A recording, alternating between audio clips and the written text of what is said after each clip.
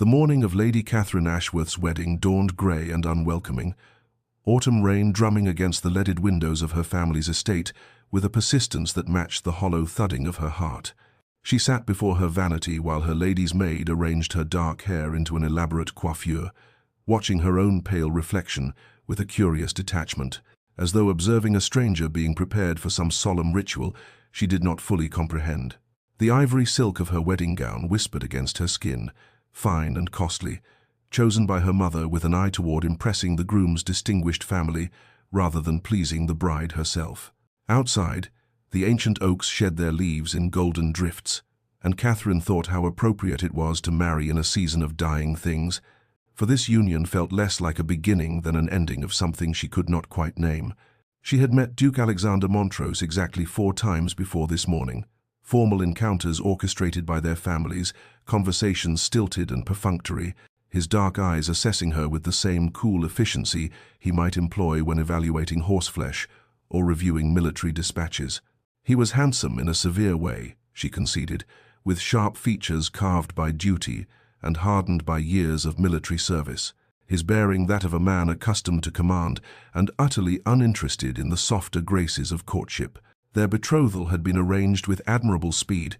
the negotiations between families conducted with the brisk efficiency of a business transaction, which in essence it was her father's mounting debts resolved by the Montrose fortune, the Duke's family line secured by her youth and breeding. The ceremony itself unfolded in the chapel of Montrose Hall, with all the warmth of a military inspection. Guests assembled in sombre rows, the words of the liturgy falling like stones into still water. Catherine spoke her vows in a voice she barely recognized as her own, feeling the weight of the ring Alexander slid onto her finger with hands that did not tremble, his touch brief and impersonal. When he lifted her veil to bestow the obligatory kiss, his lips barely grazed hers, a gesture toward tradition rather than affection, and his eyes held nothing but a distant politeness that made her feel more alone than she had ever felt in her 20 years. The wedding breakfast passed in a blur of forced smiles and hollow congratulations, and then came the moment that would define the shape of her new life. Alexander's quiet announcement that his regiment departed for Portugal at sunset, and that duty to crown and country could not be postponed even for a wedding night, that she should make herself comfortable at Montrose Hall in his absence. Catherine stood in the entrance hall as the afternoon waned, watching through rain-streaked windows as her husband of mere hours climbed into his waiting carriage without a backward glance, the vehicle disappearing down the tree-lined drive until even the sound of hoofbeats faded into the drumming rain,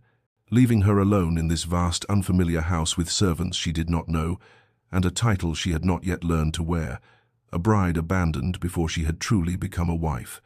The first weeks of Catherine's residence at Montrose Hall unfolded with a dreamlike quality of unreality, as though she had stepped through some invisible threshold into a life that belonged to someone else entirely,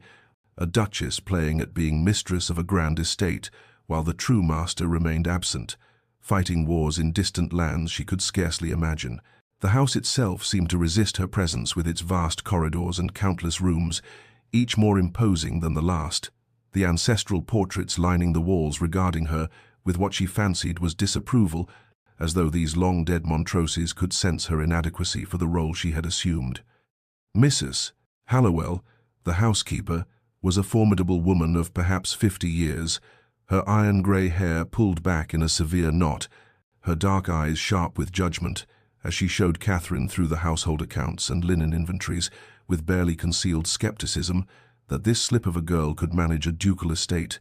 and Catherine felt the weight of that doubt settling upon her shoulders like a mantle she had not yet earned the right to wear. Mr. Pemberton the butler proved a gentler presence, his weathered face softening with kindness when he addressed her, and she found herself seeking his counsel more often than perhaps was proper, and grateful for his quiet competence and the way he anticipated her needs without making her feel inadequate for having them. In the evenings, when the servants had retired and the great house settled into silence,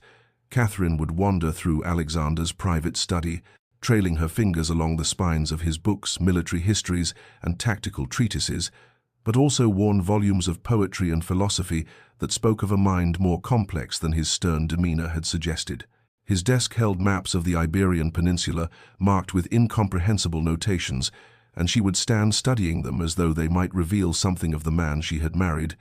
this stranger whose name she bore but whose thoughts remained a mystery. Above the fireplace hung a portrait of a woman with dark hair and gentle eyes, and Mrs. Hallowell had informed her with stiff formality that this was the late Duchess, Alexander's mother, who had died when he was but 14, and Catherine found herself staring into those painted eyes, wondering if this woman had also felt like a ghost haunting these halls, if she too had struggled to find her place within these unforgiving walls. Letters arrived from Portugal with irregular frequency, brief missives written in Alexander's precise hand that spoke of troop movements and weather conditions, but contained not a single word of personal sentiment, no inquiry into her well-being, no acknowledgement that he had left a bride behind, and Catherine would read them with a growing hollow feeling, understanding that she was a wife to a man who had no use for a wife, a duchess to a duke who required nothing from her but the eventual provision of an heir. Yet despite the coldness of her welcome and the strangeness of her situation, Catherine discovered within herself a quiet determination not to be merely an ornamental presence in this house, and she began asserting herself in small ways, meeting with the estate steward to review the tenant accounts, ordering improvements to the servants' quarters, establishing a routine of charitable visits to the village that gradually earned her the respect, if not the warmth, of the household staff. She was learning, slowly and painfully, to be a duchess to an empty title, a wife to a ghost, wondering all the while if Alexander would even recognize the life she was building in his absence, or if he would return if he returned at all, and sweep it all aside with the same cool efficiency with which he had spoken his wedding vows and ridden away into the rain. Lord Edmund Montrose arrived at Montrose Hall on a crisp November afternoon, 6 weeks after the wedding, his arrival announced by the cheerful clatter of hooves on the gravel drive, and a vitality that seemed to brighten the grey stone of the estate merely by proximity, and Catherine, looking up from her correspondence in the morning room, felt her breath catch at the sight of him through the window, tall and fair-haired where his brother was dark, his face open and animated where Alexander's had been shuttered and severe, everything about him suggesting warmth and ease in a way that made the past weeks of solitude suddenly feel unbearably heavy. He swept into the house trailing laughter and London gossip, embracing a startled Mr. Pemberton with genuine affection, charming Mrs. Hallowell, until even her stern countenance softened into something approaching a smile, and when he finally stood before Catherine in the drawing-room, bowing over her hand with eyes that actually saw her rather than looking through her to some distant battlefield, she felt something shift in her chest that was equal parts relief and danger. Edmund explained that he had come to ensure his new sister-in-law was settling in comfortably, that family duty demanded he check on her welfare in Alexander's absence, but his presence suggested motivations more generous than mere obligation. He asked her opinions on matters ranging from estate management to the latest novels, listened with genuine interest to her halting descriptions of her adjustment to Montrose Hall, treated her not as a decorative necessity, but as a person of intelligence and worth whose thoughts merited attention. In the days that followed, he transformed the oppressive silence of the house with his presence, suggesting small improvements to the draughty windows, organizing an impromptu dinner party that brought neighbors Catherine had not yet met, encouraging her to redecorate the dreary morning room in colors that pleased her, rather than honoring the choices of duchesses long dead, and she found herself laughing for the first time since her wedding day, found herself looking forward to mornings because Edmund might call, found herself taking more care with her appearance in case he should visit. He brought her books from London, volumes of poetry and modern novels that Alexander would never have thought to provide, and they would sit by the fire reading passages aloud to one another while the November winds howled outside, his voice bringing the words to vivid life in a way that made her forget the vast emptiness of the rest of the house. Catherine told herself that this was merely the kindness of family, that Edmund's attentiveness was nothing more than brotherly concern for his sibling's abandoned bride, but she could not deny the way her heart lifted at the sound of his voice in the hall, the way her days felt longer and grayer when he was absent, the dangerous warmth that bloomed in her chest when he smiled at her across the dinner table, as though she were the most fascinating woman he had ever encountered. She tried to summon guilt for the pleasure she took in his company, reminding herself that she was a married woman, that Alexander was her husband regardless of his absence, But the letters from Portugal continued to arrive with their cold recitations of military movements and weather patterns, containing not a single word of personal warmth or inquiry into her well-being, and she could not help the bitter thought that formed in the quiet hours of night that Edmund treated her with more consideration in a single afternoon than Alexander had shown in their entire acquaintance. And if this made her heart a traitor to her marriage vows, then perhaps those vows had been hollow from the moment they were spoken. The weeks passed with the slow inevitability of winter's approach, December bringing frost to the windows and ice to the fountains, and with each passing day, Edmund's visits grew more frequent, while Alexander's letters arrived less often, the intervals between them stretching from weeks to months, until Catherine sometimes wondered if her husband had forgotten her existence entirely, or perhaps never truly registered it to begin with. She and Edmund fell into a rhythm that felt dangerously natural, afternoons spent walking through gardens where their breath misted in the cold air, and their conversations ranged from the profound to the trivial with equal ease, evenings by the fire, reading aloud from books they both loved, discovering a shared passion for Byron's poetry and Walter Scott's romances, and Catherine found herself memorizing the cadence of Edmund's voice, the way his eyes lit with enthusiasm when discussing literature or music, the warmth of his laugh that seemed to thaw something frozen within her chest. The household staff noticed, of course servants always noticed such things, and Mrs. Hallowell's disapproval manifested in tight-lipped silences and pointed remarks about propriety, her dark eyes following Catherine with judgment whenever Edmund was present, as though the housekeeper could see the dangerous current running beneath the surface of their friendship and disapproved of waters she could not control. Catherine told herself repeatedly that there was nothing improper in their interactions, that Edmund was family and his attention merely brotherly concern, but she could not deny the quickening of her pulse when she heard his voice in the hall, the way she found herself choosing her gowns with more care on days he might visit, the dangerous warmth that bloomed in her chest when he smiled at her across the piano as they played duets together, their hands moving in harmony across the keys. It was during one such evening in late December, snow falling softly beyond the windows and the fire crackling warmly in the grate, that Catherine became acutely aware of how close Edmund sat beside her on the piano bench, their shoulders nearly touching as they worked through a complicated Mozart piece. And when her fingers stumbled over a difficult passage, his hand moved to guide hers, his touch sending such a shock through her system that she pulled away as though burned, rising abruptly from the bench with some stammered excuse about the late hour. Edmund had looked at her with eyes that held too much understanding, too much reciprocal feeling, and the silence that stretched between them thrummed with all the things neither could say, all the impossible desires that propriety and honor forbade, and Catherine felt the full weight of her position crushing down upon her legally bound to a man who had abandoned her, emotionally drawn to one who could never be hers, trapped in a marriage that existed only on paper, while her heart yearned for substance and warmth that her husband had never offered and likely never would. That night she lay awake, listening to the winter wind howl around the eaves of Montrose Hall, thinking of Alexander somewhere in Portugal, fighting battles she could not imagine, and wondering if he ever thought of her at all, if the cold formality of his letters reflected genuine indifference, or merely the habits of a man who had spent too long at war to remember how to be tender, and she realized with painful clarity that she was caught between two impossible situations, a husband who was a stranger and a man who could never be more than a friend, her heart divided between duty to vows spoken without love and the aching loneliness of a marriage, unconsummated and abandoned. While winter deepened outside and the walls of the great house seemed to press ever closer, the witnesses to her growing desperation and the dangerous path her thoughts were beginning to travel. January arrived with bitter cold and news that shattered the fragile equilibrium Catherine had constructed within the walls of Montrose Hall, word reaching England through military dispatches that Wellington's forces had engaged in a devastating battle near the Spanish border, and Alexander's regiment had been at the heart of the conflict, the casualty lists incomplete and confused in those first terrible days when Catherine could do nothing but wait and imagine horrors she had no context to properly envision. The letter came from Alexander's commanding officer rather than Alexander himself, brief and impersonal in its recitation of facts: major engagement, heavy losses, the Duke of Montrose among the wounded, and his condition, and whereabouts uncertain in the chaos following the battle,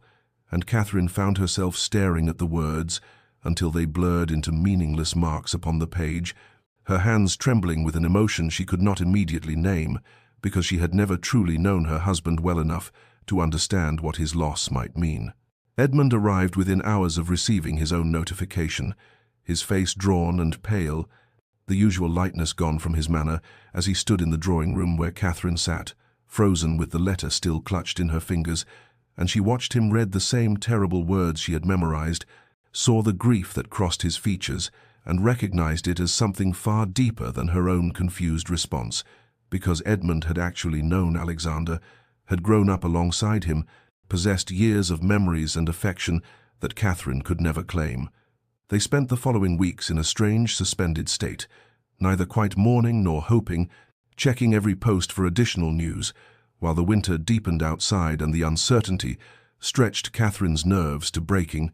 and she discovered with painful clarity that she did not wish Alexander dead, despite their hollow marriage, that the thought of him lying wounded and alone on some foreign battlefield filled her with a distress that was genuine, even if it was not the grief of a devoted wife. Edmund stayed at Montrose Hall throughout those agonizing weeks,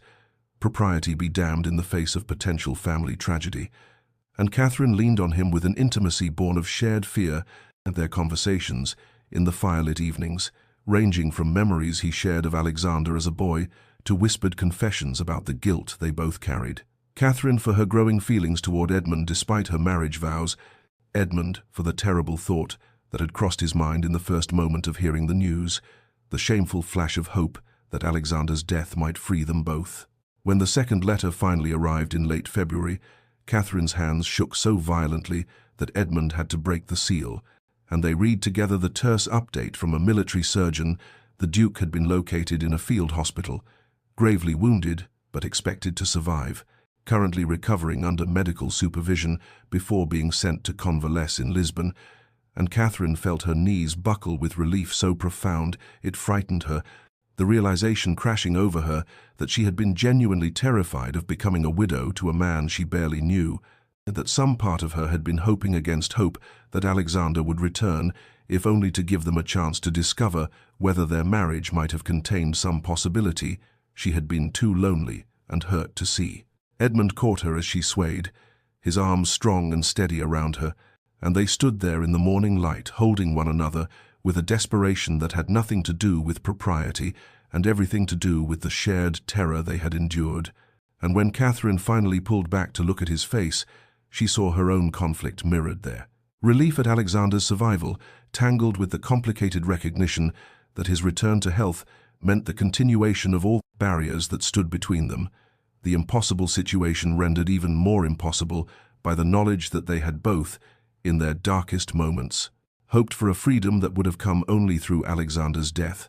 and now they would have to live with the shame of that hope even as they rejoiced in his survival. Spring arrived at Montrose Hall with an almost cruel beauty, the grounds bursting into bloom just as another letter arrived from the War Office, this one bearing the official seal and the terrible formality that accompanied notifications of the gravest kind. And Catherine stood in the morning room with trembling hands as Mr. Pemberton presented the correspondence on a silver tray, his old face creased with concern because he too understood what such letters meant, and when she broke the seal and read the words "regret to inform," "killed in action, ambush outside Toulouse, body not recovered," the paper slipped from her fingers and drifted to the floor like a fallen leaf, and she felt the world tilt sideways in a way it had not even during the previous scare, because this time there was no uncertainty, no hope of reprieve, only the stark finality of those terrible words that declared Alexander Montrose dead and made Catherine a widow before she had ever truly been a wife. Edmund arrived within the day, his own notification having reached him in London, and Catherine saw in his face a grief so profound and genuine that it shamed her own confused response, because while she felt sorrow and shock and a strange hollow emptiness, Edmund was losing a brother he had known and loved despite their differences, and she watched him weep with an abandon that moved her deeply, his usual charm and lightness stripped away to reveal the depth of feeling beneath. The household draped itself in mourning, black crepe appearing on mirrors and windows, the staff moving through their duties with hushed voices and sombre faces. Mrs. Hallowell's disapproval temporarily suspended in the face of genuine tragedy, and Catherine found herself going through the motions of grief, accepting condolence calls, ordering mourning clothes, writing letters to distant relatives, while feeling oddly disconnected from the reality of Alexander's death, as though she were mourning not a husband, but an idea, a possibility that had been snatched away before it could ever materialize into something real. The weeks passed in a haze of black bombazine and sympathetic visitors, spring deepening into early summer outside, while Catherine remained sequestered in the dim halls of Montrose Hall, and Edmund stayed close throughout, his presence a comfort, even as his own grief gradually transformed into something else, a careful attention that Catherine recognized because she felt its echo in her own heart, the slow, guilty realization that Alexander's death had removed the one insurmountable barrier between them, that they were now free to acknowledge feelings they had been fighting for months, and the knowledge brought with it a shame so heavy Catherine could barely breathe beneath its weight, because what kind of woman felt relief at her husband's death? What kind of widow allowed herself to think of love when she should be consumed by grief? Yet as the summer months unfolded, and society's expectations of her mourning period became clear a year at minimum before she could even consider remarriage, as longer before it would be truly proper, Catherine found herself in an impossible position, legally free but socially bound, her heart pulling toward Edmund, even as propriety demanded she remain in widow's weeds and solitary contemplation, and Edmund, dear Edmund, seemed to understand her conflict without words, maintaining a careful distance, even as his eyes followed her with an intensity that made her pulse quicken and her hands tremble when he was near, and they danced around the truth between them, like moths circling a flame, both knowing they were moving toward something dangerous and inevitable, both unable or unwilling to stop the slow gravitational pull drawing them together now that death had severed the legal ties that had kept them apart, though Catherine could not shake the terrible guilt that whispered in the dark hours of night that she was betraying Alexander's memory, by allowing herself to feel anything but grief, by permitting her heart to turn toward his brother, when his body was not even cold in whatever unmarked grave held it in foreign soil. Summer arrived at Montrose Hall with a gentleness that seemed almost apologetic after the harsh trials of spring, the gardens bursting into riotous bloom, as though nature itself sought to compensate for the cruelty of war and loss, and Catherine found herself walking among the roses one warm June afternoon, 3 months into her widowhood, when Edmund appeared on the gravel path with an expression so tender and conflicted that her breath caught in her throat because she knew without words what he had come to say, what they had both been circling around for weeks now, with the careful dance of two people who understood the enormity of crossing certain lines. He stopped a few paces from her, the summer sun casting shadows across his face,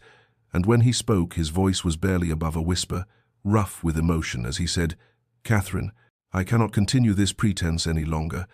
This careful distance we maintain when everyone has departed, and when we are alone in these halls, and I can think of nothing but how much I have come to."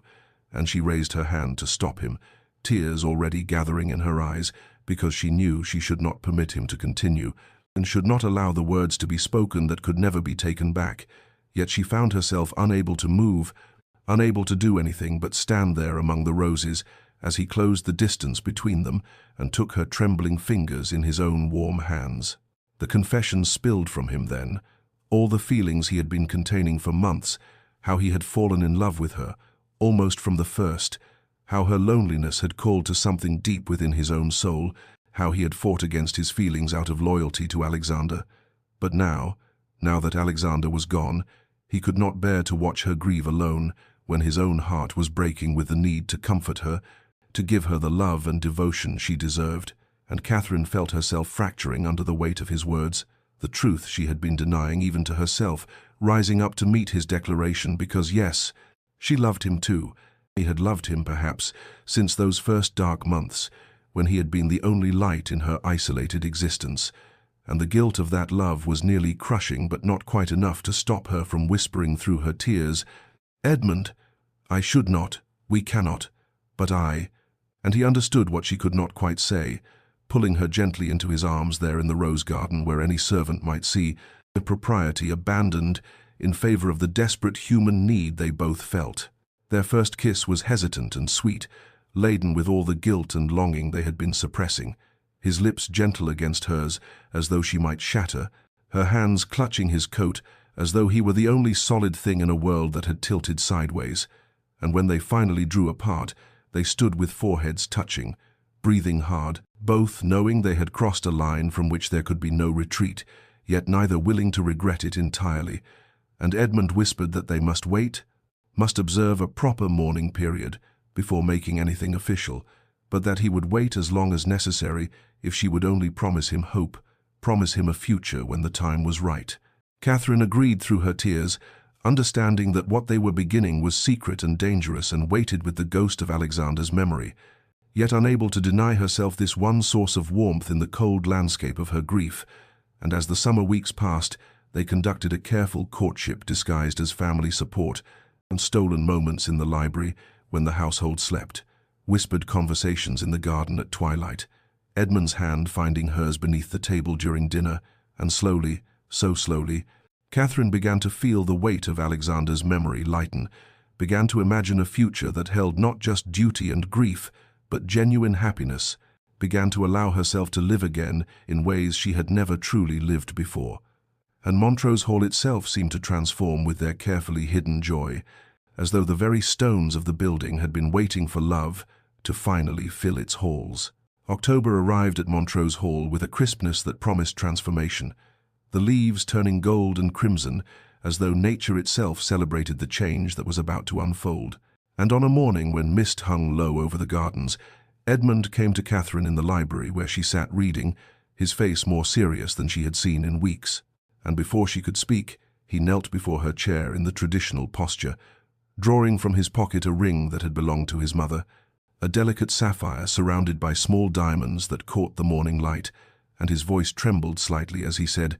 "Catherine, we have observed the proper mourning period.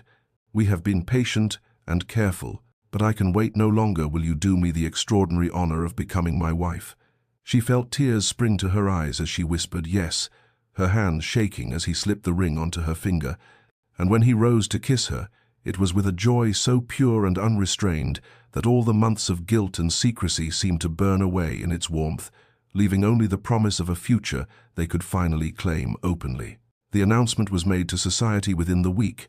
carefully worded notices sent to the appropriate newspapers, letters dispatched to family and friends, and while there were those who whispered behind gloved hands about the unseemly haste of a widow marrying her late husband's brother, most agreed that 6 months was technically sufficient mourning for a marriage that had lasted mere hours before the husband's departure, and Edmund's position and Catherine's impeccable behavior during her widowhood smoothed most objections, and soon Montrose Hall buzzed with the pleasant chaos of wedding preparations. Catherine found herself in the modiste's shop in the nearby town, standing before mirrors as bolt after bolt of fabric was draped around her, and the contrast to her first wedding preparations could not have been more stark than she had chosen quickly and without care, knowing the gown would be seen by no one who mattered, worn for a ceremony that was mere formality. But now she examined each detail with the attention of a woman who was truly becoming a bride, selecting a gown of ivory silk with delicate Brussels lace at the throat and sleeves, a creation that would take weeks to complete, but would be perfect for the November ceremony they had planned. Edmund was everywhere in those weeks, his enthusiasm infectious as he spoke of the life they would build together. They would travel to Italy for their honeymoon, he said, spend the spring in Venice and Florence seeing all the art and architecture she had only read about in books, and when they returned to Montrose Hall, they would fill its rooms with laughter and music, and eventually children, many children, he hoped, and he would be a better husband than Alexander had ever been, because he understood the precious gift he was being given in Catherine's hand and heart. The household responded to the engagement with mostly genuine pleasure, Mr. Pemberton's old face creasing into smiles as he oversaw preparations, the younger maids giggling as they cleaned and polished every surface until the manor gleamed, though Mrs. Hallowell maintained a certain reserve, her lips pressed thin whenever she observed the couple together, as though she alone remembered that Catherine had been Duchess of Montrose before she became Edmund's intended, but even her disapproval could not dim the joy that seemed to permeate every stone of the estate. The wedding date was set for the third Saturday in November, enough time to prepare properly, but not so distant as to seem hesitant, and as the leaves fell from the trees and the first frosts touched the gardens, Catherine felt herself transforming from the abandoned bride she had been into something entirely new, a woman who had chosen her own happiness, who had survived loneliness and loss, and emerged ready to embrace life with open hands. And when she looked at Edmund across the dinner table or walked with him through the autumn gardens, she felt certain that this time, this wedding, would be the beginning of something real and lasting and true, that the future finally held not merely duty but genuine promise, and she allowed herself to believe that happiness was not just possible but inevitable, that she had earned it through the long months of waiting and grief, and that nothing could now stand between her and the life she had dreamed of during those dark, solitary nights when Alexander's ghost had haunted these halls and Edmund's love had seemed impossibly distant. November came to Montrose Hall with a bitter chill that seemed to presage something darker than mere winter, and Catherine stood in her chamber 2 weeks before the wedding, examining the ivory silk gown that hung against the wardrobe, her heart light with anticipation despite the grey skies outside, when the sound of carriage wheels on gravel drew her to the window, and what she saw there froze the blood in her veins, because the carriage that had pulled up to the entrance was not one she recognized, and the man who stepped down from it moved with a stiff, painful gait that spoke of old injuries, and even from this distance, even though it was impossible, even though he was dead, she knew with a terrible certainty that it was Alexander. The world seemed to tilt sideways as she watched him stand before the entrance of his own home, gaunt and scarred and very much alive, his dark hair longer than it had been, his face harder and leaner, bearing the unmistakable marks of suffering, and she found herself gripping the window frame as though it were the only solid thing in a reality that had suddenly become unmoored, her mind racing through impossible explanations, even as her heart began a slow, sickening descent, because she understood in that moment that everything she had built with Edmund, all the happiness she had allowed herself to claim, was about to shatter like glass. She made her way down the stairs on trembling legs, arriving in the entrance hall just as Mr. Pemberton opened the door, the old butler's face going white with shock as he beheld his master return from the grave, and Alexander stepped into the house with the bearing of a man who had walked through hell itself, his eyes sweeping the familiar surroundings with an expression that was equal parts relief and something darker, and when those eyes found Catherine standing frozen on the stairs, she saw the flash of recognition, followed immediately by confusion, because she was wearing a gown he had never seen, her hair styled in a manner she had not worn when he left, everything about her speaking of a life lived in his absence. The confrontation that followed was a scene from nightmare, Edmund appearing from the library at the sound of voices, his face transforming from curiosity to absolute horror as he beheld his brother, and the three of them stood in a terrible triangle in the drawing room, where Catherine had to explain through numb lips that yes, Alexander had been reported dead, that yes, she and Edmund had believed it, that yes, they were engaged to be married in a fortnight, each word falling like stones into the awful silence, and Alexander's face cycled through disbelief to comprehension, to a cold fury that was somehow worse than any explosion of temper could have been. Alexander's voice, when he finally spoke, was rough from disuse, and something deeper, asking, "How long?" demanding to know when his wife and his brother had decided to betray him,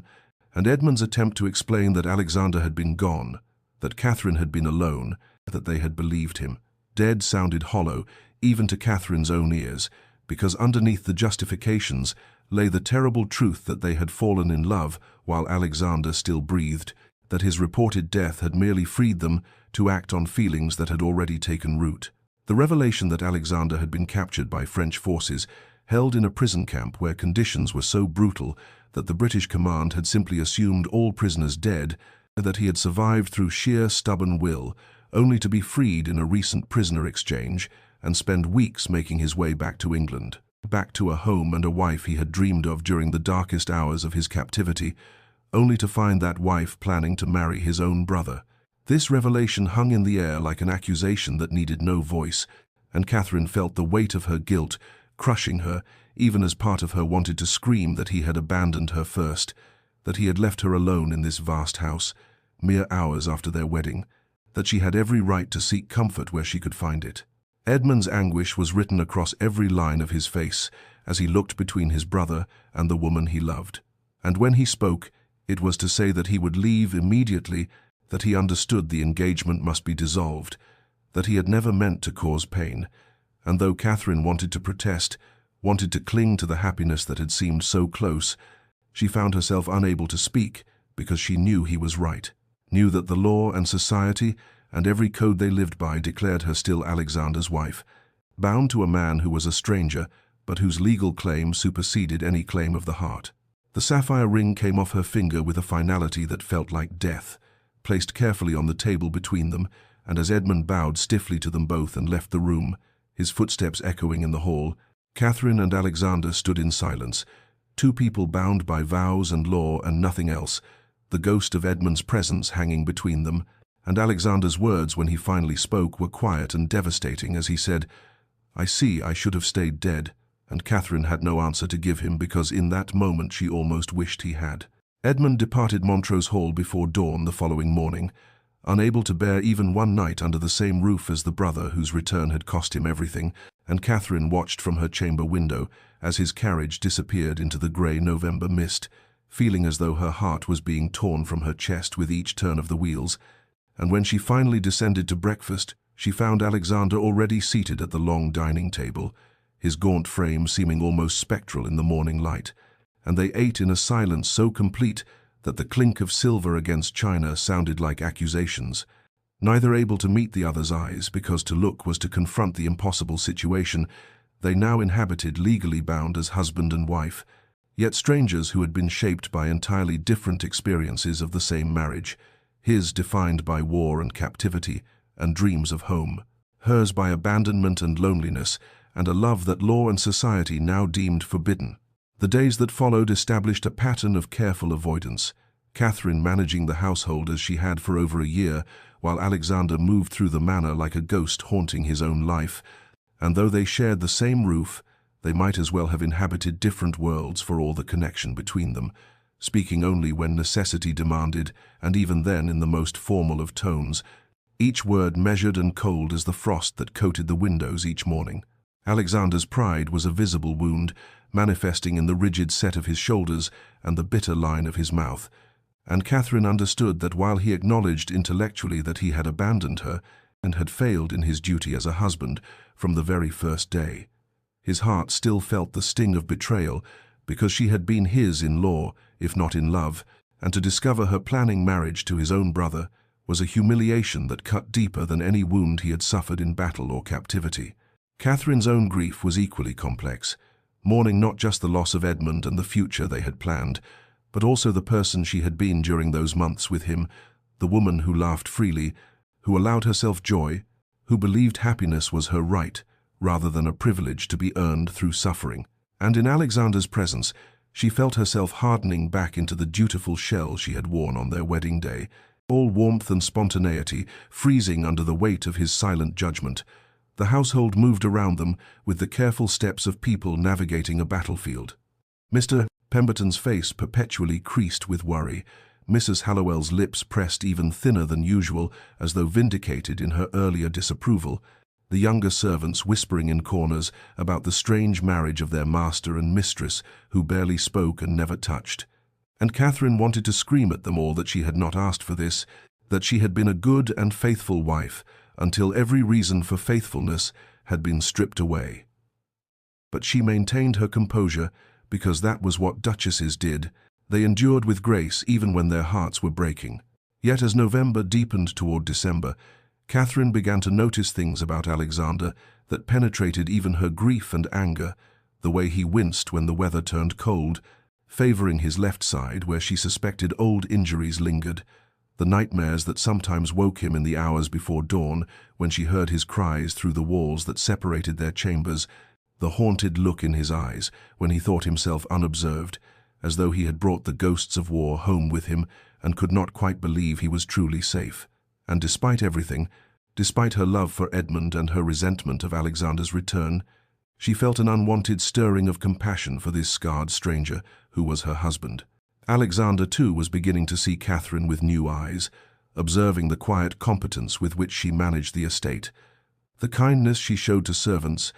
the careful accounting books that revealed her stewardship, had not merely maintained Montrose Hall but improved it, and he began to understand what Edmund had seen in her, began to recognize that in abandoning her, he had not just failed in duty, but had missed knowing a woman of genuine worth and strength.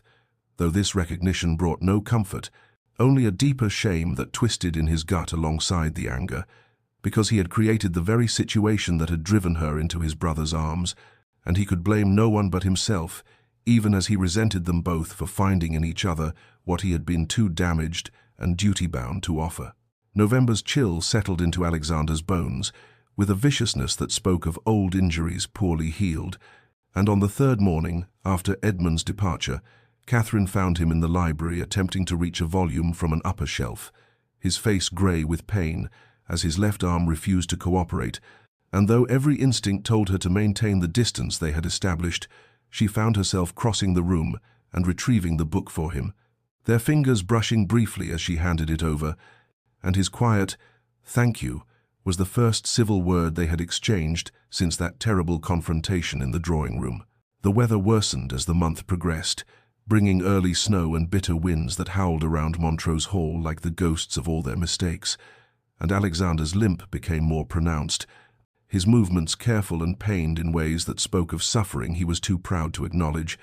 until one evening Catherine noticed him attempting to manage the stairs to his chamber and saw him pause halfway up, gripping the banister with white knuckles, and she understood that whatever wounds he had sustained in captivity still plagued him in ways he would never admit. She began leaving a draft for pain on the table outside his door each night, never mentioning it, never waiting to see if he took it, simply ensuring it was there, and though he never thanked her, she noticed the glass was always empty by morning, and this small, silent exchange became a thread connecting them across the chasm of hurt and resentment. Their conversations remained stilted and brief, conducted with the formal politeness of strangers forced to share accommodation, but gradually Catherine began to notice details about Alexander that penetrated her grief and anger, the way he paused before her mother's portrait in the hall, with an expression of such profound sadness that she understood his loss had been as great as her own, the careful way he handled the estate ledgers she had maintained, as though acknowledging her competence, even if he could not speak it, and the books of poetry she found, marked in his study, suggesting a soul far more tender than the cold soldier who had left her on their wedding day. One night in late November she was awakened by sounds from his chamber, terrible cries that spoke of anguish beyond anything physical, and though she knew she should ignore it, should maintain the boundaries they had established, she found herself in her dressing gown, moving through the connecting door she had never before opened, finding him tangled in sweat-soaked sheets, caught in the grip of a nightmare so vivid that he was fighting invisible enemies, and she acted on pure instinct, touching his shoulder and speaking his name until his eyes opened, wild and unseeing, before recognition slowly returned. The vulnerability in his face in that moment was so complete, so devastating, that Catherine felt something crack in the ice around her heart, and when he whispered a broken apology, she found herself sitting on the edge of his bed, saying that there was nothing to apologize for, that she understood nightmares were not chosen, and for a handful of heartbeats they simply looked at each other, really looked, perhaps for the first time since his return, and what she saw in his eyes was not the cold Duke or the abandoning husband, but a man who had survived horrors she could not imagine and was still trying to find his way back to himself. He did not speak of what he had dreamed, and she did not ask, but when she rose to leave he caught her hand briefly, his grip gentle despite the tremor in his fingers, and said, "Thank you." Catherine, using her given name for the first time since his return, and the sound of it in his rough voice sent an unexpected warmth through her, even as she reminded herself that compassion was not forgiveness, that tending his nightmares did not erase the fact that she loved another man, that they were still strangers bound by law and nothing more. Yet in the days that followed she found herself watching him more carefully, observing the way he moved through the house, as though relearning how to exist in peacetime, the haunted look that never quite left his eyes, the careful control he maintained over every word and gesture, as though afraid of what might emerge if he let his guard down. And she began to recognize in him the same protective shell she herself had worn, the same fear of vulnerability that came from being hurt too deeply, and this recognition stirred something in her that felt dangerously like understanding. December arrived with a fury of snow and wind that seemed determined to seal Montrose Hall away from the rest of the world. And on the morning of the 15th, exactly 1 year since their wedding, Catherine woke to find the windows completely obscured by white, the drifts so high that even the stables were barely visible, and though neither she nor Alexander mentioned the significance of the date when they met at breakfast, she saw in his eyes that he remembered, just as she did, the cold ceremony and his departure into rain, while she had stood alone in her bridal gown, feeling like a widow before she had ever truly been a wife. The snow continued throughout the day, trapping them together more completely than they had been since his return, and by evening, when the servants had retired early due to the cold, Catherine and Alexander found themselves the only souls awake in the vast manor, drawn almost against their will to the warmth of the library fire, where they sat in chairs positioned at a careful distance, the silence between them heavy with all the words they had not spoken. It was Alexander who broke first, his voice rough as though he had forgotten how to speak of anything beyond the practical necessities of their daily existence, and he said, "I was thinking of Badajoz today, the siege, and I realized it was snowing then too, though nothing like this. And I remember believing I would die there, and my only regret was that I had never really lived, never allowed myself to want anything beyond duty and honor." Catherine looked at him across the firelight, seeing the shadows that played across his scarred face, and something in his raw honesty compelled her own, so she found herself speaking of the months after he had left, the terrible loneliness of this house, the way she had felt like a ghost haunting someone else's life, and for the first time she spoke Edmund's name aloud between them, acknowledging that his brother had given her something to live for when she had been drowning in the emptiness Alexander's departure had created. The confession hung in the air like the snow outside, dangerous and transformative, and Alexander's hands tightened on the arms of his chair before he said quietly, "I failed you from the beginning, Catherine. I knew it even as I left that day. I told myself it was duty, that the war required me, but the truth was I was a coward, afraid of what it would mean to let someone matter to me when I believed I would likely die in Spain." She heard the admission for what it was, not an excuse but a recognition of his own culpability, and she nodded slowly, saying, "You did fail me, and I will not pretend otherwise, but I failed you too. Or at least I failed the vows we made, even if those vows felt hollow at the time, and perhaps we have both been paying the price for decisions made in fear rather than courage." They talked through the night as the storm raged outside, speaking of things they had never shared with anyone. Alexander's terror during his months of captivity, his belief that he would never see England again, and his dreams of home that had sustained him through horrors she could barely comprehend,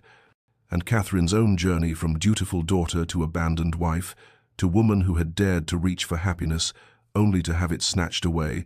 and in the telling they began to see each other, not as the people they had imagined, but as the flawed, frightened, hopeful souls they actually were. As dawn broke grey and cold, revealing a world transformed by snow into something strange and beautiful, they sat in exhausted silence, and Alexander finally said, "We cannot recapture what we never had, Catherine, but perhaps we might build something new from these ruins, if you are willing." And she looked at him with eyes that burned from tears and weariness, and saw not the Duke who had abandoned her or the obstacle to her happiness, but simply a man asking for a chance, and she heard herself saying, "I am willing to try, though I do not know if my heart can heal from Edmund. I do not know if I can ever feel for you what I felt for him." And Alexander's response was gentle, almost tender, as he said, "I am not asking you to love me, only to allow me the opportunity to prove I can be the husband I should have been from the start." They shared a meal together that morning, in a silence that was no longer hostile but companionable, almost peaceful, and though Catherine knew that one night of honesty could not undo a year of pain and anger and grief, she felt something shift in her chest, the smallest crack in the ice that had formed around her heart, and she thought that perhaps, just perhaps, there was a way forward through this impossible situation they inhabited together. January arrived with a tentative softness that seemed to mirror the fragile truce Catherine and Alexander had established, and on the morning of the new year, Alexander appeared at breakfast with a book in his hand, setting it beside her plate with an awkwardness that spoke of how foreign such gestures were to him. and when she looked at the title, a volume of Wordsworth's poems she had mentioned admiring during their long night of conversation, she felt something warm unfold in her chest, even as she reminded herself to guard against hope too, easily kindled. Their days began to take on a new pattern, almost like the courtship they had never had, with Alexander asking her opinion on estate matters and actually listening to her responses, his questions revealing genuine curiosity about her thoughts on crop rotation and tenant welfare, and the small improvements she had made during his absence, and Catherine found herself studying him in return, asking careful questions about his experiences in Spain that went beyond the horror of captivity to the man he had been before the war, discovering that he had once loved music and had a talent for sketching that he had abandoned somewhere on the peninsula. The small gestures accumulated like snowfall, quiet and transforming, Alexander bringing her books from his library, volumes of poetry and philosophy he thought she might enjoy, Catherine ensuring that Cook prepared the foods he preferred and that his study fire was always lit before he entered in the evenings. And though they maintained a careful physical distance in their interactions, never touching beyond the accidental brush of fingers, there was an awareness between them that had not existed before, a consciousness of each other's presence that made the vast rooms of Montrose Hall feel somehow smaller and more intimate. On a grey afternoon in mid-January, Alexander suggested a walk through the winter gardens, and though the cold was bitter, they moved together along frost-covered paths, their breath forming clouds in the air, and their conversation flowed more easily than it ever had before, as Alexander spoke of his mother's love for these gardens, and Catherine shared memories of her own mother's passion for roses, and in the sharing of these tender remembrances, they discovered that they had both lost their parents too young. Both understood the weight of duty that came with inherited titles and expectations. Both harbored souls more inclined to poetry than practicality, despite the roles they had been forced to play. Alexander's rare smiles began to appear with greater frequency, transforming his scarred face into something almost beautiful, and Catherine felt the careful walls she had built around her heart beginning to develop cracks, small fissures through which dangerous feelings might seep if she was not vigilant,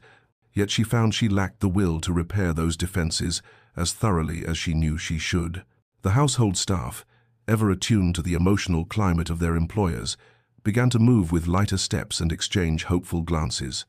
Mrs. Hallowell's stern countenance softening into something approaching approval, Mr. Pemberton smiling openly when he observed the Duke and Duchess sharing tea in companionable conversation, and even the scullery maids whispered that perhaps Montrose Hall might finally become the warm home it had always deserved to be. Edmund's name hung between them like morning mist, present but unspoken, acknowledged in the careful way they avoided certain topics and the tender consideration they showed each other's wounds, and Catherine understood that Alexander knew she still carried grief for what she had lost, even as she began to discover what she might gain, just as she recognized that Alexander bore his own complex feelings about his brother's role in her life, and this mutual understanding created a foundation of honesty upon which they were slowly, carefully, beginning to build something that felt almost like the possibility of genuine connection. February arrived with the kind of cold that seemed to seep into one's very bones, and Catherine stood at the morning-room window, watching frost patterns trace delicate ferns across the glass, when Mr. Pemberton entered with the post, his expression carefully neutral as he presented her with a single letter bearing a continental postmark, and her hands trembled as she recognized Edmund's handwriting, elegant and familiar, the sight of it causing her heart to constrict with a pain she had thought was beginning to fade under the careful tenderness of her growing connection with Alexander. She dismissed the butler with a murmur of thanks, and broke the seal with fingers that felt numb from more than just the cold, and as she read Edmund's words written from Paris where he had fled to escape the unbearable proximity of what he had lost, tears began to stream down her face unbidden, for his letter was both a release and a farewell, absolving her of guilt, while confessing that he could not remain in England knowing she was at Montrose Hall with Alexander, that he wished her every happiness, though it cost him his own, that she must not grieve for him but instead embrace whatever future awaited her with his brother, and the generosity of his words only made the ache worse, because she had genuinely loved him, and some part of her always would, even as she found herself drawn inexorably toward Alexander in ways she was only beginning to understand. Alexander found her thus, weeping silently with the letter clutched in her hand, and without asking permission he took it from her and read, his jaw tightening as he absorbed his brother's words, and when he looked at her again, his expression held such complexity, pain and understanding, and something that might have been jealousy, warring with compassion, that she felt exposed in a way she had not been even during their long night of confessions in December. The confrontation she had been dreading and avoiding unfolded there in the winter morning light, as Alexander said quietly, "I was jealous of my brother, Catherine, not for the betrayal as I claimed, but because he gave you what I should have given you from the very beginning, his presence, his attention, his heart freely offered when I was too much a coward to offer my own."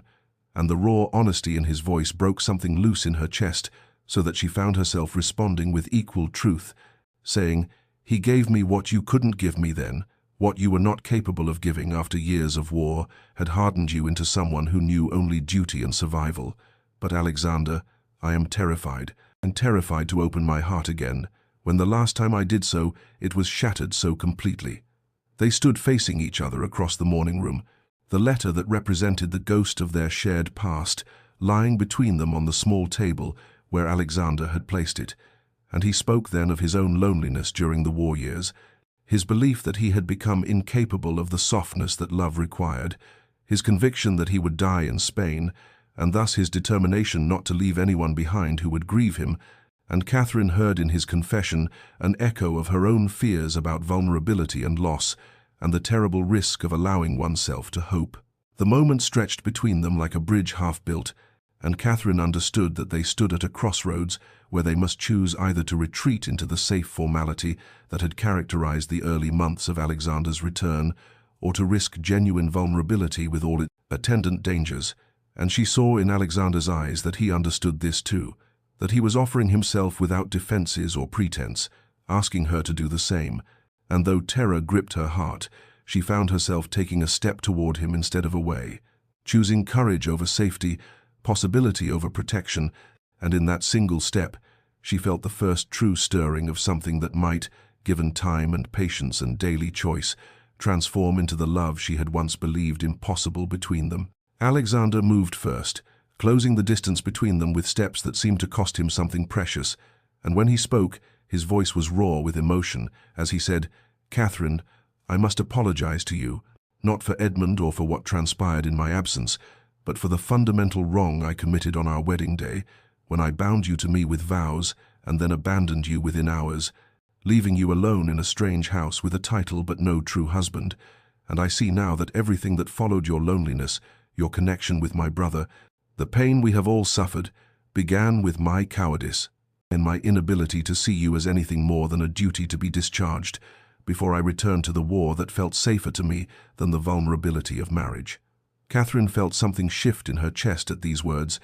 for she had expected many things from Alexander, but never this complete acknowledgement of his responsibility, never this unflinching honesty about the source of their shared suffering, and she found herself responding with equal vulnerability, saying,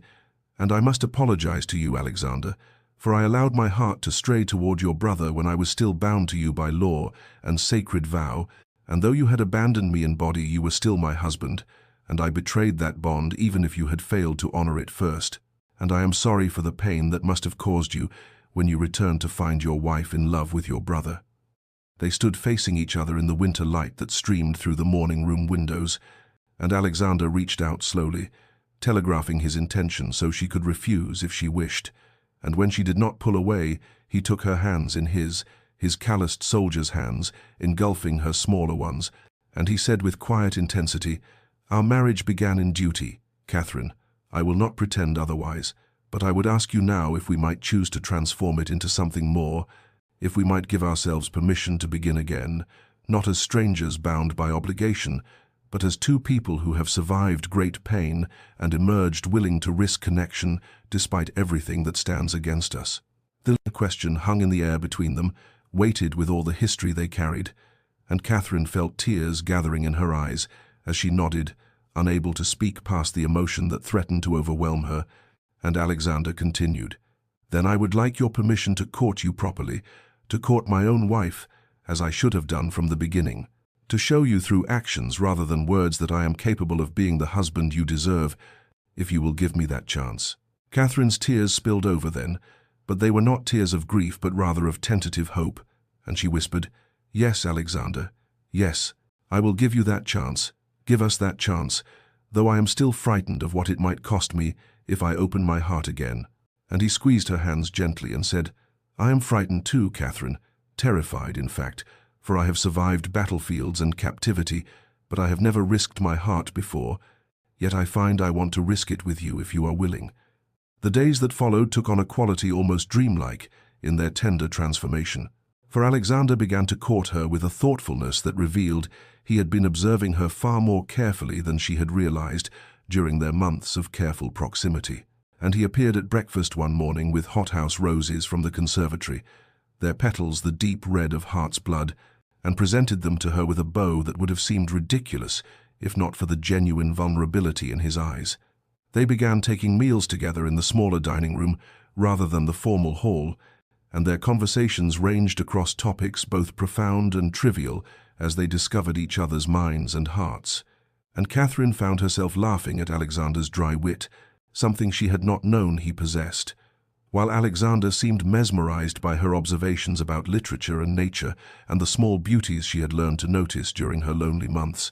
In the evenings he began reading poetry to her, his deep voice transforming Wordsworth and Coleridge into something intimate and precious, and they sat closer on the settee with each passing night until their shoulders touched and neither pulled away.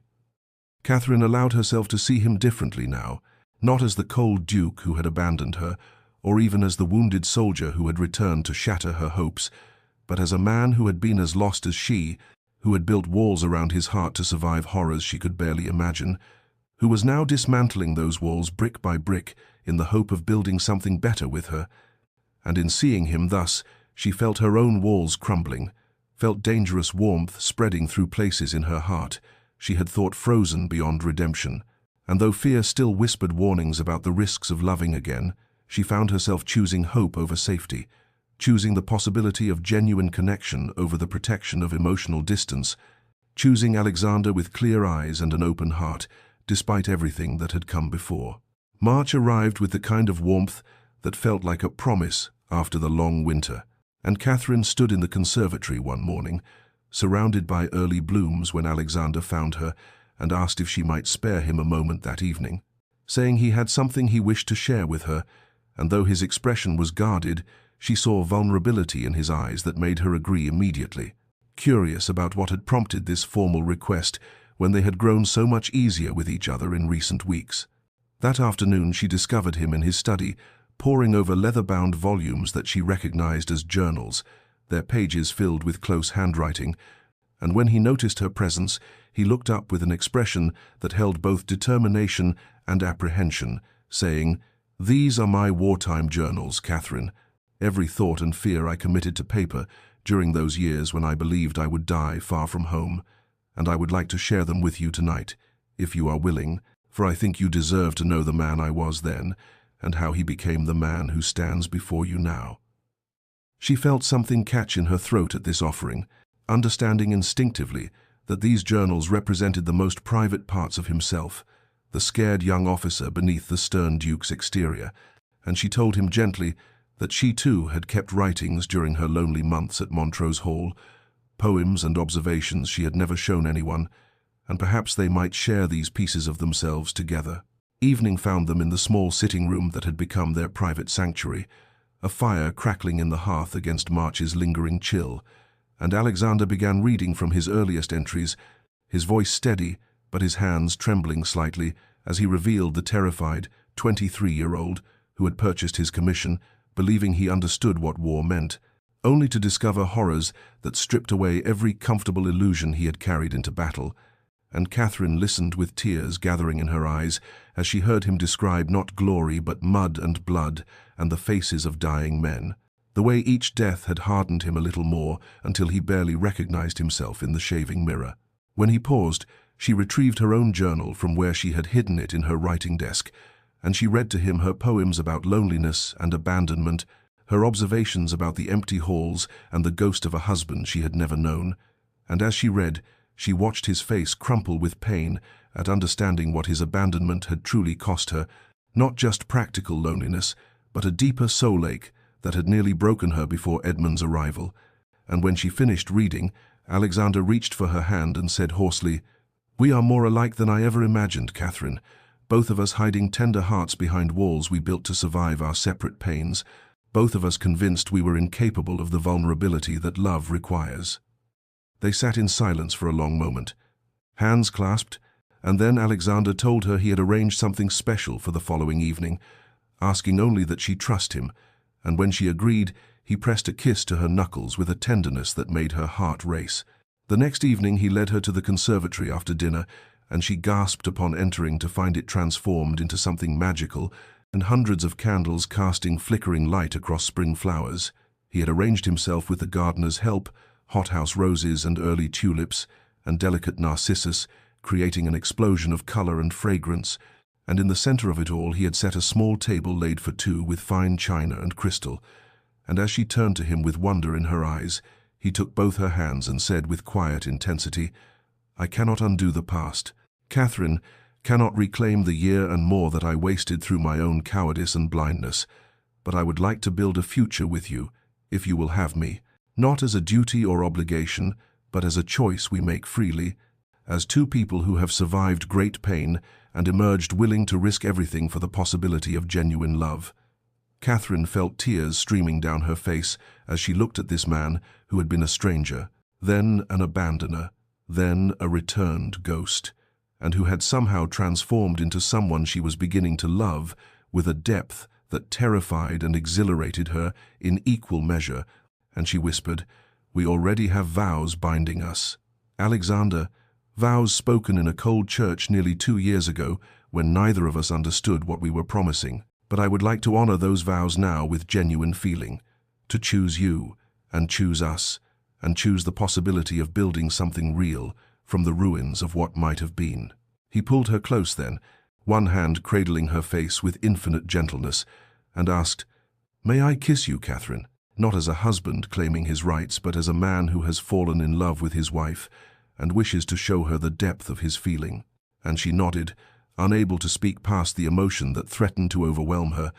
and when his lips met hers, it was nothing like the perfunctory brush of mouths at their wedding ceremony,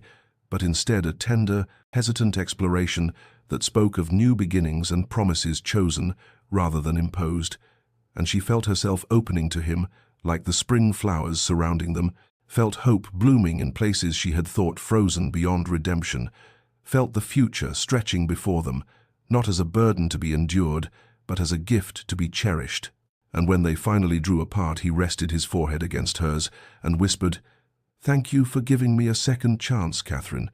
for seeing past what I was to what I might become." And she responded, "Thank you for having the courage to try, for being willing to dismantle your walls brick by brick, for choosing vulnerability over safety." And in that moment, surrounded by candlelight and flowers and the promise of spring, they both understood that they had crossed some invisible threshold from which there would be no retreat, that they had chosen each other with clear eyes and open hearts, and that whatever lay ahead, they would face it together as true partners in a marriage that had been reborn from ashes into something infinitely precious. April arrived with the kind of gentle warmth that made the previous winter's hardships feel like distant memories, and Catherine woke each morning to find Alexander already awake beside her, watching her with an expression of wonder that never failed to make her heart skip, for they had begun truly living as husband and wife in every sense, in their days taking on a rhythm that felt both natural and miraculous after so many months of painful distance and careful proximity. They spent mornings together in the estate office, planning improvements to the tenant cottages and discussing which fields should be rotated for summer planting. And Catherine discovered that Alexander valued her opinions, not merely out of courtesy, but genuine respect for her competent management during his absence, and she found herself leaning into his shoulder as they reviewed ledgers, his arm coming around her waist as though such casual intimacy was the most natural thing in the world. The afternoons found them riding across Montrose lands together, Alexander on his great black stallion, and Catherine on the gentle mare he had chosen specifically for her comfort, and they explored every corner of the estate as though seeing it anew through each other's eyes, pausing at the old stone bridge where Alexander told her about climbing these very stones as a boy, or stopping at the tenant farms where Catherine introduced him properly to families she had come to know during his absence, and the tenants remarked with poorly concealed delight at how the stern Duke softened when he looked at his Duchess. In the evenings they established their own private rituals, sometimes reading in the library with Catherine curled against Alexander's side, as his deep voice brought poetry and novels to life, other times playing chess before the fire, with playful banter and gentle teasing that would have been unimaginable mere months ago. And Alexander's rare laughter became less rare with each passing day, his smiles coming more easily as the haunted look gradually faded from his eyes. Catherine bloomed under this genuine affection, like a flower that had been waiting for proper sunlight, her natural warmth and joy emerging from beneath the protective shell she had built during her lonely months, and the household staff remarked to one another how her laughter now rang through the halls, and how she moved through Montrose Hall with the confidence of a woman who finally knew herself beloved. Physical intimacy developed gradually between them, each touch chosen and cherished rather than claimed or obligated, and when Alexander finally carried her to his chambers one night in late April, both of them trembling with anticipation and tenderness, their union was everything their perfunctory wedding ceremony had not been, tender and emotional and transformative in ways that left them both weeping and laughing in each other's arms afterward. The morning after, Catherine woke to find herself wrapped in Alexander's embrace, his face peaceful in sleep in a way she had never seen before, and when his eyes opened and found hers, he whispered with raw emotion, "I feel as though I have come home after a very long war, Catherine, as though every battle and every suffering was merely the journey that led me to this moment with you."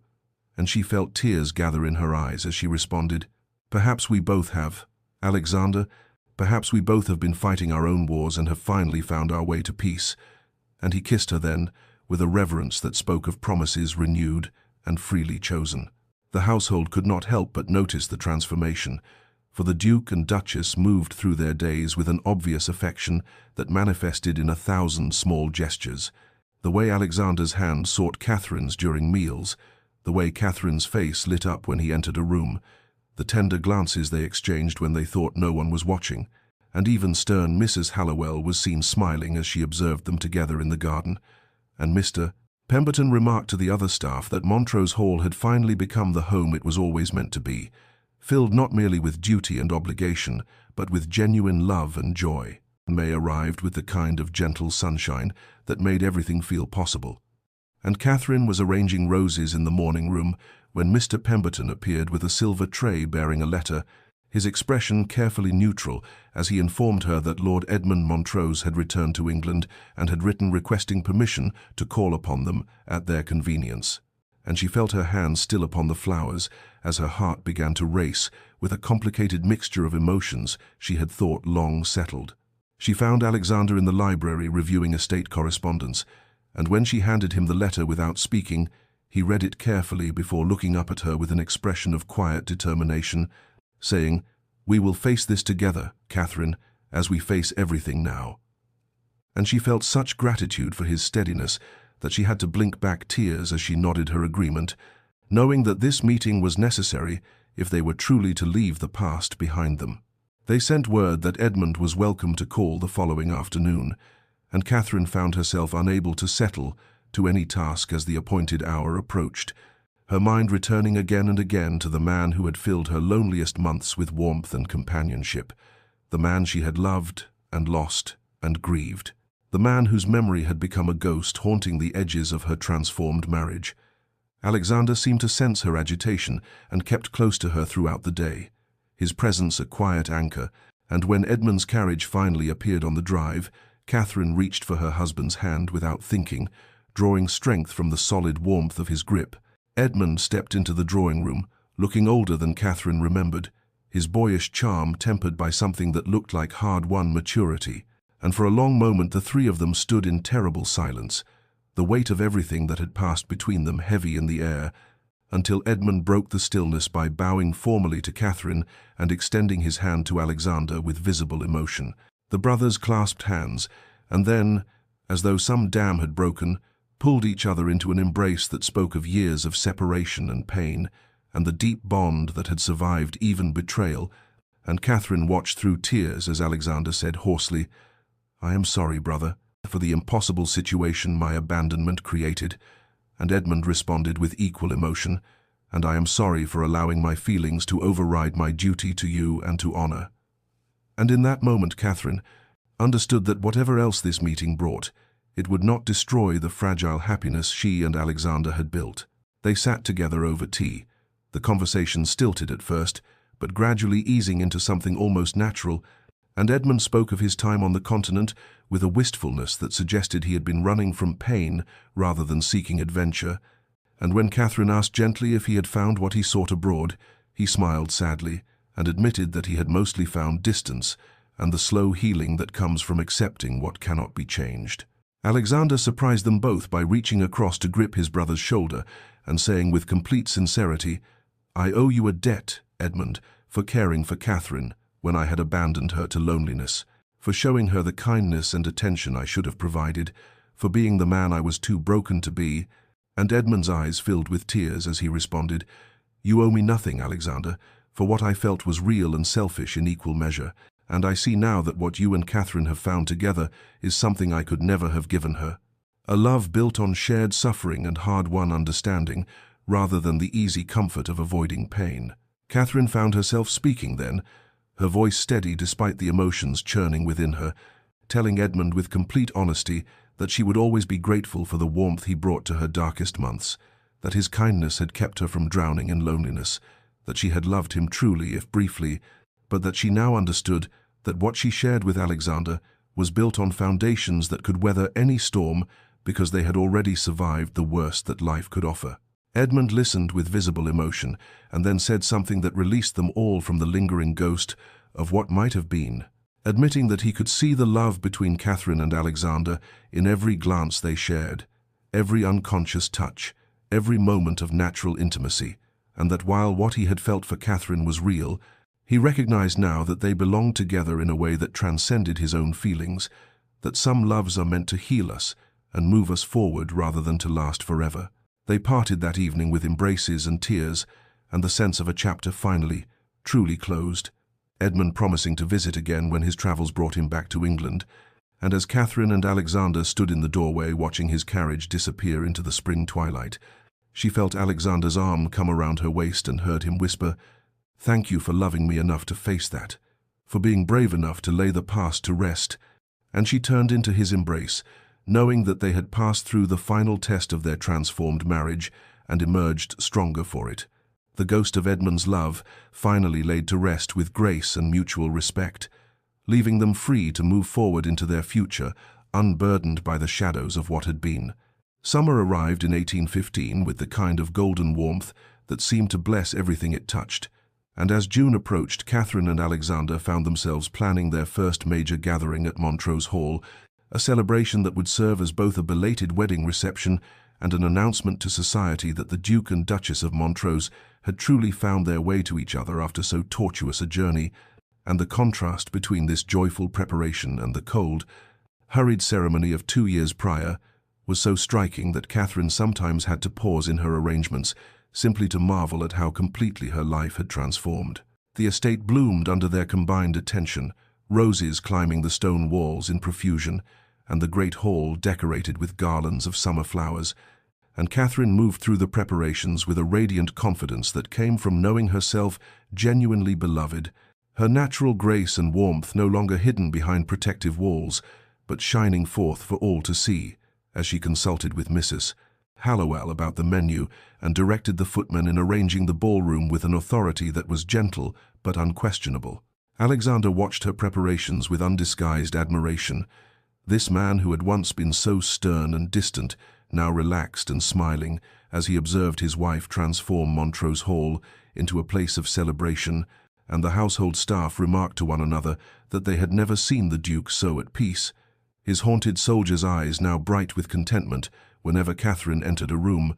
his hand seeking hers with unconscious tenderness at every opportunity. The evening of the celebration arrived with perfect weather, the summer sun casting long golden rays across the manicured lawns as carriages began arriving from neighboring estates and from London, society coming to witness what they had heard whispered in drawing rooms across England,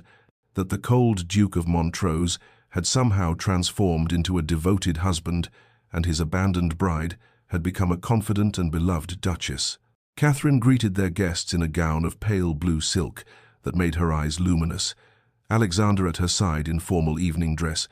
and every person who passed through the receiving line could not help but notice the way the Duke's gaze followed his wife with protective devotion, the way Catherine's face lit up whenever she looked at her husband,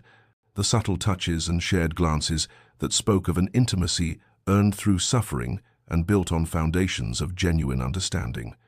The dancing began as twilight painted the sky in shades of rose and gold, and when Alexander led Catherine onto the floor for the first waltz, the room fell silent to watch them move together with such natural grace and obvious affection that more than one matron dabbed at her eyes, remembering the gossip that had swirled 2 years ago about the hasty wedding and immediate abandonment, and marveling at how love had somehow bloomed in such unlikely soil. As midnight approached and the celebrations continued in full swing, Alexander drew Catherine away from the crowds into the garden, where lanterns hung like stars among the roses, and there in the soft darkness he pulled her close and whispered that he had an announcement he wished to make to their guests, and Catherine's heart began to race as she realized what he intended, for they had shared their joyful secret only between themselves until this moment, savoring the knowledge in private before declaring it to the world. They returned to the ballroom hand in hand, and when Alexander called for silence and raised his glass to toast his Duchess, his voice was thick with emotion as he declared before all assembled that Catherine had given him the greatest gift imaginable, that she had transformed his house into a home and his duty into devotion, and that come winter she would make him the happiest of men by presenting him with an heir, and the room erupted in congratulations and joy as Catherine blushed and accepted embraces from ladies who had once pitied her as an abandoned bride. Later, as the guests departed and the servants began clearing away the remnants of celebration, Alexander and Catherine walked together through the quiet gardens, and his arm around her waist and her head resting against his shoulder, and in the soft darkness he said with wonder in his voice, "If I could relive that day in 1813, Catherine, I would never have left you, never have been so foolish as to abandon what I had been given." And she turned to face him with tears shining in her eyes as she responded, "If you had not left, my love, if we had not walked through darkness and pain and the terrible wilderness of misunderstanding, we might never have found our way to this place, to this love that we choose daily rather than accept as obligation, and perhaps that makes it more precious than if it had come easily." And he kissed her then with such tenderness that she felt the truth of their journey settle into her bones. The wisdom that some loves must be forged in fire to become unbreakable,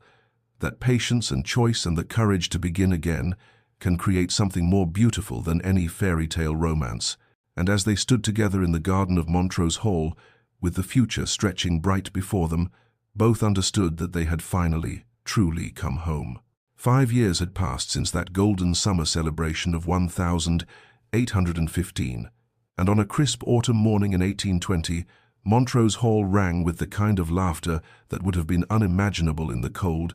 silent days when Catherine first arrived as an abandoned bride.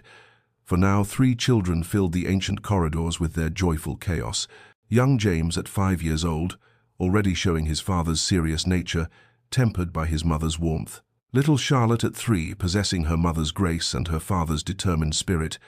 and baby William just beginning to toddle after his siblings, with squeals of delight that made even the stern Mrs. Hallowell smile indulgently. Catherine stood at the nursery window watching Alexander in the gardens below, his dark hair now touched with distinguished silver at the temples, his posture relaxed as he knelt in the grass to examine something James had discovered among the roses, and she felt such profound contentment wash over her that she had to pause simply to breathe it in, this happiness so complete and earned that it sometimes still took her breath away with its unexpected sweetness. The years had been generous to them both, seasoning their hard-won love with the kind of depth that only comes from choosing each other daily, from weathering small storms together and celebrating quiet victories, from building a life brick by brick on foundations of genuine understanding and mutual devotion rather than obligation and duty. Alexander had transformed from the haunted soldier who returned from war into a devoted husband and father who read bedtime stories with voices for all the characters, who carried tired children on his shoulders through the estate, who still sought Catherine's hand across the dinner table after all these years, and who whispered his gratitude for her patience every night before sleep, as though the wonder of their love had never become commonplace to him. Catherine herself had bloomed into the role she was always meant to inhabit, no longer the uncertain girl abandoned on her wedding day, but a confident duchess, beloved by her household and her tenants, a mother whose children ran to her for comfort and wisdom, a wife who had learned that the greatest strength sometimes lay in choosing vulnerability over protection, in risking one's heart even after it had been broken, in believing that transformation was always possible if both parties were willing to do the difficult work of becoming. That evening, after the children had been tucked into their beds with kisses and promises of stories tomorrow, Catherine and Alexander sat together in their private sitting room, she with her embroidery and he with his book, comfortable in the companionable silence that had become their favorite form of intimacy. And when he looked up to find her watching him with soft eyes, he set aside his reading to reach for her hand, bringing it to his lips with the tenderness that had never diminished despite their years together, murmuring as he did every night, "Thank you, my love, for your patience with a fool who nearly lost the greatest gift he had ever been given." And she responded, as she always did, with tears shining in her eyes, "You were worth waiting for, Alexander, worth every moment of darkness, for what we have built together could only have been forged in the fire we endured." And they sat together in the firelight of Montrose Hall, their children sleeping peacefully above them, their love a testament to the power of second chances and the grace of beginning again. Dear listener, perhaps you have known your own version of this journey, the false start that felt like failure, the wrong path that seemed to lead only to pain, the love that appeared impossible until patience and choice and the courage to be vulnerable transformed it into something more beautiful than you had imagined possible. Catherine and Alexander's story teaches us that the greatest love stories are rarely the ones that begin perfectly in a blaze of passion and certainty, but rather those that endure imperfectly through seasons of doubt and darkness, emerging stronger for having survived the trials that would have destroyed lesser bonds. Remember that transformation is always possible if both hearts are willing to do the difficult work of changing, that patience can heal even the deepest wounds if given time and tenderness, that choosing love daily with intention and grace is infinitely more powerful than falling into it once in a moment of heady emotion. In your own life, when faced with broken beginnings and shattered expectations, when standing in the ruins of what you thought your story would be, remember that there is always time to begin again, always possibility for redemption and renewal if you have the courage to remain open to it. May you find the strength to be vulnerable even when your heart has been wounded, the patience to allow transformation to unfold in its own time rather than forcing growth that cannot be rushed, and the deep peace that comes from love truly chosen rather than merely accepted as obligation. Rest well tonight, knowing that even the coldest winter eventually yields to spring, that even the most abandoned heart can find its way home, that redemption is always within reach for those brave enough to extend their hands toward it. This story comes to you from Tales of Heart and Healing,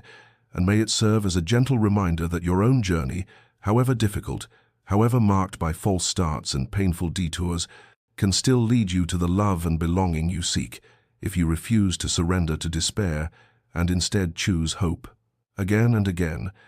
until hope becomes reality and the life you were meant to live finally unfolds before you in all its hard-won glory.